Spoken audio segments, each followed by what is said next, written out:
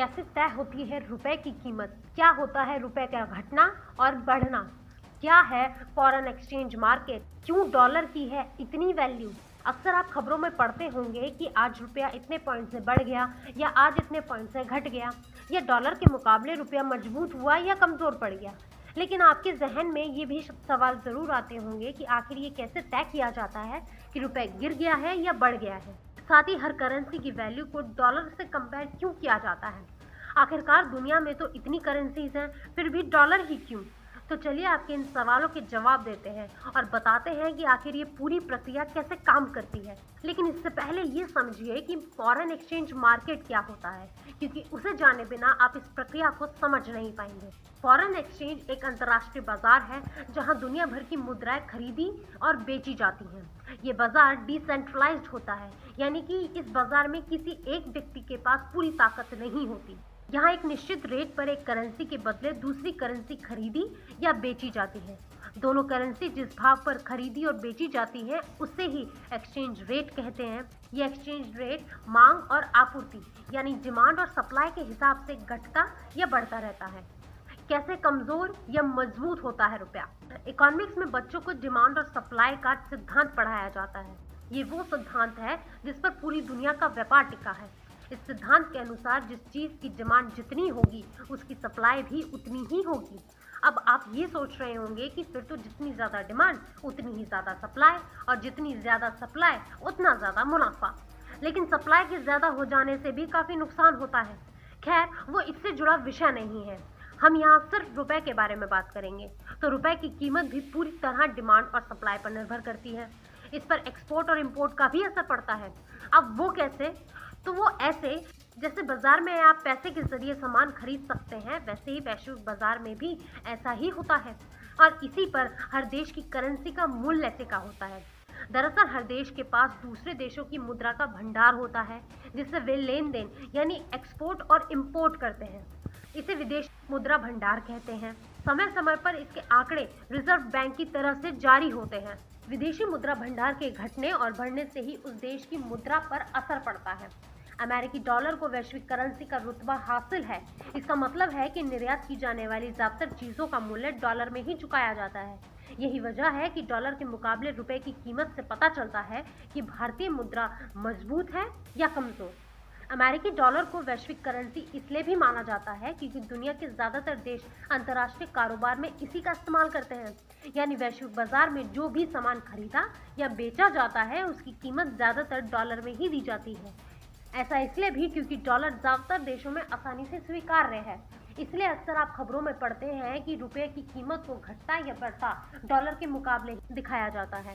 आइए इसे आसान शब्दों में समझाने के लिए हम आपको एक एग्जाम्पल देते हैं। मान लीजिए कि भारत के रुपए की वैल्यू $1 के मुकाबले 68 रुपए है।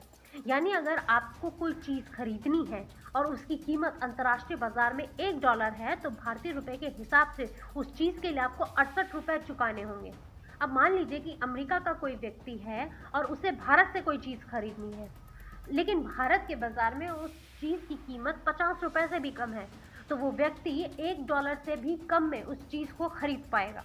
विदेशी मुद्रा भंडार घटता या बढ़ता कैसे है, इसे समझने के लिए आइए आपको बताते हैं कि ये काम कैसे करता है। मान लीजिए कि हम अमेरिका से कुछ कारोबार कर रहे हैं। अमेरिका के पास 68,000 रुपए हैं और हमारे पास $1,000। अगर आज डॉलर का भाव 68 रुपए है तो दोनों देशों के पास फिलहाल बराबर रकम है। अब अगर हमें अमेरिका से भारत में कोई चीज मंगानी है जिसका भाव हमारी करेंसी के हिसाब से 6,800 रुपए है, तो हमें इसके लिए $100 चुकाने होंगे। अब हमारे विदेशी मुद्रा भंडार में सिर्फ $900 बच जाएंगे, लेकिन अमेरिका के पास 74,800 रुपए पहुंच जाएंगे। इस हिसाब से अमेरिका के विदेशी मुद्रा भंडार में भारत के जो 68,000 रुपए थे वो तो जुड़ ही गए, लेकिन भारत के विदेशी मुद्रा भंडार में पड़े $100 भी उसके पास पहुंच गए। अगर भारत इतनी ही राशि यानी $100 का सामान अमेरिका को दे देगा तो उसकी स्थिति ठीक हो जाएगी।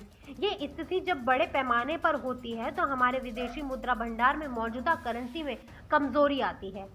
इस समय अगर हम अंतर्राष्ट्रीय बाजार से डॉलर खरीदना चाहते हैं तो हमें उसके लिए ज्यादा रुपए खर्च करने पड़ते हैं। कैसे बैलेंस किया जाता है विदेशी मुद्रा भंडार? अगर विदेशी मुद्रा भंडार में कमी आती है तो इस तरह की स्थितियों में देश का केंद्रीय बैंक यानी आरबीआई अपने भंडार विदेश से खरीदकर बाजार में डॉलर की आपूर्ति सुनिश्चित करता है। अब ये समझिए कि इसका आप पर क्या असर पड़ेगा। भारत अपनी जरूरत का करीब 80% पेट्रोलियम उत्पाद आयात करता है। रुपए में गिरावट से पेट्रोलियम उत्पाद का आयात महंगा हो जाएगा। इस वजह से तेल कंपनियां पेट्रोल डीजल के भाव बढ़ा सकती हैं। यानी अगर पहले पेट्रोल 100 रुपए प्रति बैरल मिल रहा था तो विदेशी मुद्रा भंडार के घटने पर वही पेट्रोल हो सकता है 110 रुपए प्रति बैरल मिलने लगे। लेकिन ये कीमत सरकार के लिए होगी। जब तक ये आम लोगों तक पहुंचेगा तब तक शायद इसकी कीमत आसमान छूने लगेगी और लोगों की जेब से ही बाहर हो जाएगा, क्योंकि डीजल के दाम बढ़ने से माल ढुलाई बढ़ जाएगी, जिसके चलते महंगाई बढ़ सकती है। इसके अलावा भारत बड़े पैमाने पर खाद्य तेलों और दालों का भी आयात करता है। रुपए की कमजोरी से घरेलू बाजार में खाद्य तेलों और दालों की कीमतें बढ़ सकती हैं।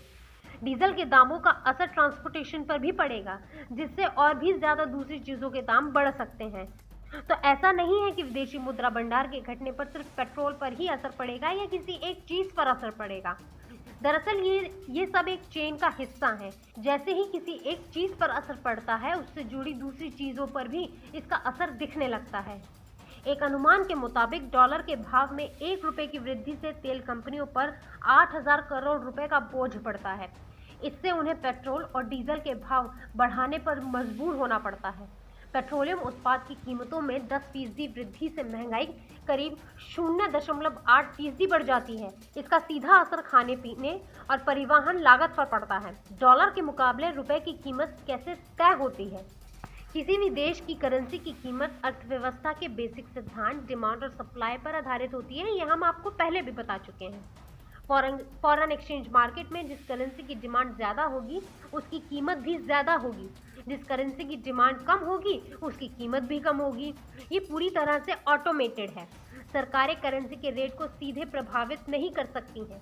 करेंसी की कीमत को तय करने का दूसरा एक तरीका भी है जिसे पैच्ड एक्सचेंज रेट कहते हैं, यानी फिक्स्ड एक्सचेंज रेट, जिसमें एक देश की सरकार किसी दूसरे देश के मुकाबले अपने देश की करेंसी की कीमत को फिक्स कर देती है।